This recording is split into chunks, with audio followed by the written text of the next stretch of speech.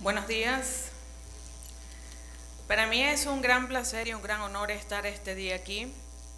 Quiero agradecer muy especialmente al órgano judicial de Panamá por todas las atenciones dispensadas desde el momento de la llegada. Y quiero, por supuesto, agradecer al Centro de Estudios Jurídicos de las Américas por haber seleccionado mi ponencia. El CEJA para mí significa mucho a nivel personal y profesional. Yo, como bien lo escucharon, soy egresada del programa de capacitadores del año 2010 y para mí haber participado en ese programa marcó mi vida en un antes y un después. De hecho, después de haber participado en ese programa, cuando regresé a Venezuela, me di cuenta que muchos de los problemas que nosotros teníamos en la implementación del proceso penal eran por desconocimiento de técnicas de litigación. Y esa fue una de las cosas que me motivó a escribir mi libro, Técnicas de litigación para jueces, fiscales y defensores, aplicando todas las herramientas de litigación a la realidad del proceso penal venezolano y marcando pautas en cosas donde yo consideré que habían vacíos. Por ejemplo, que ya lo hemos escuchado en otras intervenciones en estos días, por demás muy interesantes, sobre el problema del juez de control y la audiencia preliminar. Cuando yo escribí mi libro, muchas personas me preguntaban, ¿y por qué colocas primero a los jueces?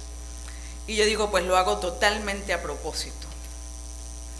Porque para los defensores pareciera muy obvio que tienen que saber de técnicas de litigación, porque inclusive lo vemos en las películas, son los jueces los que se destacan hábilmente, son los estrategas del proceso. Entonces, pareciera que nosotros automáticamente hacemos una asociación en que estrategias de litigio tiene que ver con los defensores.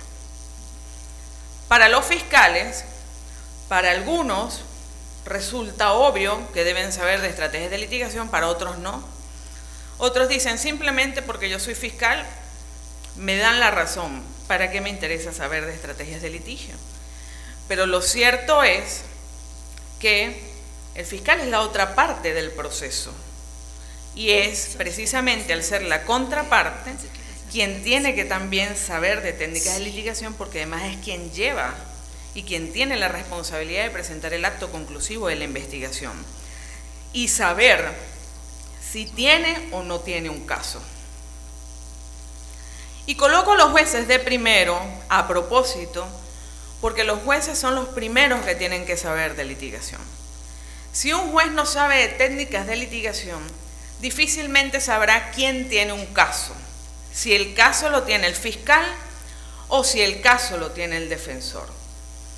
Y en el caso de los jueces de control, que tiene que ver con la ponencia que yo propuse, que es el tema del pronóstico de condena, que debe evaluar el juez de control para determinar si un caso tiene una expectativa plausible o no para juicio, es donde precisamente juega un rol trascendental que el juez de control sepa de técnicas de litigación.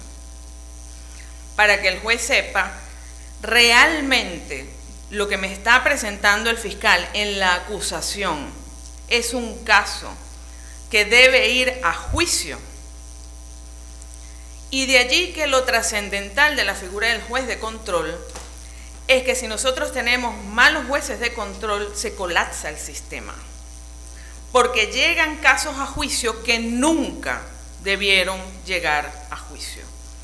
Porque quien tiene que servir de muro de contención, que es el juez de control, para decir, esto es un caso, esto no es un caso, entonces no está cumpliendo su rol, sino que está pasando a juicio casos que no tienen una expectativa y además de colapsar entonces a los jueces de juicio, sometemos a una pena de banquillo al imputado. Porque cada sentencia absolutoria que se dicta en juicio es la demostración del fracaso del proceso con respecto a ese imputado. Es decirle a ese imputado, el Estado se equivocó a través de sus jueces y te sometió a un proceso al que no tenías que haber llegado. Entonces, Parte de lo interesante de que los jueces estén formados en litigación parte precisamente de la teoría del caso. Nosotros sabemos que la mayoría de nuestros países, nuestros códigos, no tienen una cuantificación de la prueba, porque obviamente al cambiar al sistema acusatorio nosotros no tenemos pruebas tarifadas. Y de allí viene el gran problema o la gran duda que siempre surge, bueno, ¿y cómo puede saber el juez de control cuándo hay un pronóstico de condena? ¿Cómo determina el pronóstico de condena para considerar que un caso debe pasar a juicio? Y de allí es cuando decimos, bueno, por eso es que los jueces tienen que estar formados en litigación y una de las herramientas de trabajo por excelencia en técnicas de litigación es la teoría del caso. Y entender que nosotros tenemos que desaprender lo que aprendimos como abogados en la universidad para aprender a pensar como litigantes, porque la visión es totalmente diferente. Cuando nosotros nos forman en la universidad, nos enseñan a pensar desde el derecho. Nos forman con los códigos en la mano. A todos nos dicen, ¿qué dice este artículo? ¿Qué dice el Código de Comercio? ¿Qué dice la ley laboral? ¿Qué dice el Código Penal? Y nosotros pasamos 5 años pensando desde el derecho. Y por eso el mayor error que encontramos es que entonces empieza por el fiscal. El fiscal quiere probar el delito. Él quiere probar el robo, él quiere probar la estafa, él quiere probar la legitimación de capitales y ha perdido el sentido de pensar como litigante para pensar como nos enseñaron en la universidad. Cuando él tiene que probar es el hecho, porque solo el derecho es una consecuencia del pensamiento lógico del litigante, no del abogado común de la universidad. Entonces, allí es el primer choque que nos encontramos de cómo se piensa cuando nosotros estamos formados en litigación y cómo se piensa cuando en cambio no estamos formados en litigación. Ahí empieza el primer cambio. Entonces nosotros tenemos que empezar de la teoría fáctica, que son los hechos. Porque además, fíjense, con los hechos yo puedo saber, ¿tengo o no tengo un delito? Y yo puedo saber, ¿tengo o no tengo un caso? Y saber si tengo o no tengo un caso que me determina si soy juez el pronóstico de condena o la alta probabilidad de condena es la teoría probatoria. Y las pruebas solo se pueden derivar cuando yo tengo claro los hechos.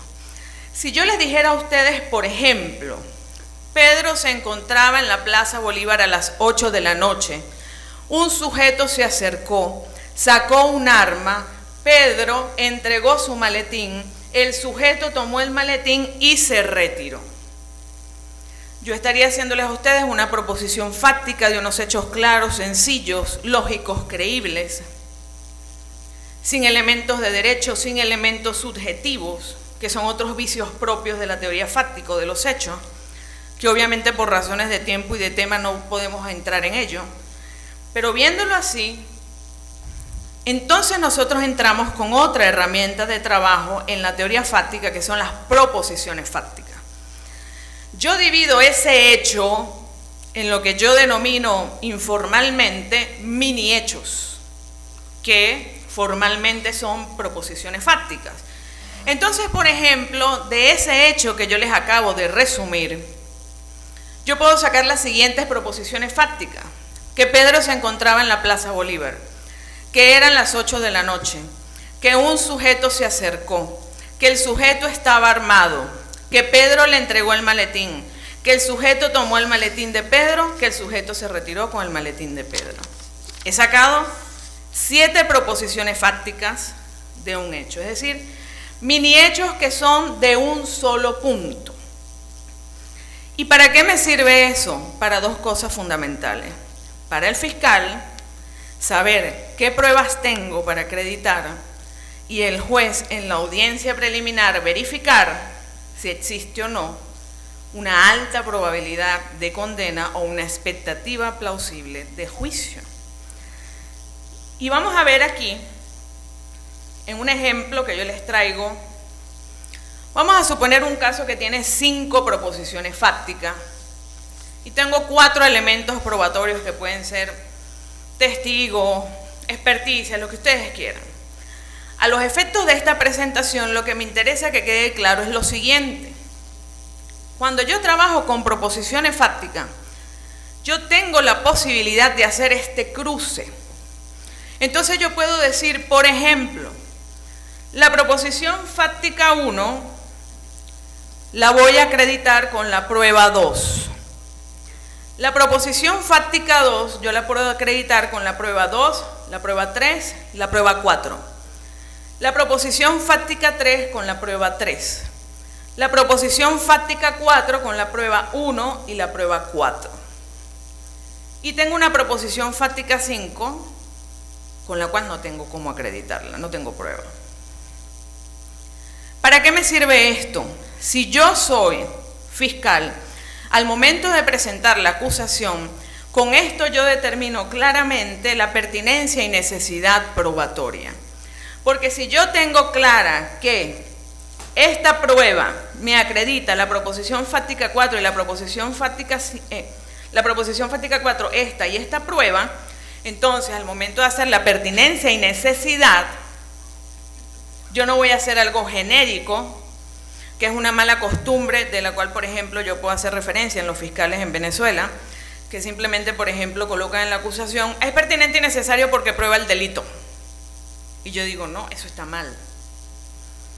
Pertinencia y necesidad es que me digas, es pertinente y necesario porque prueba que Pedro se encontraba en la Plaza Bolívar. O prueba que un sujeto de tales características se le acercó a Pedro. Prueba, porque esta persona lo vio, cuando le entregó el maletín al sujeto. Es decir, yo voy a tener una visión clara del caso como la acusación fiscal. Y si yo soy juez de control, y de allí viene lo interesante cuando nosotros trabajamos con las proposiciones fácticas, con la teoría del caso como juez de control, es que yo puedo determinar realmente el fiscal tiene un caso. Estas pruebas que él está presentando en la acusación realmente son pertinentes para acreditar esas proposiciones fácticas que él está diciendo que están en su caso. Realmente, si esto llegase a juicio, con estas pruebas que él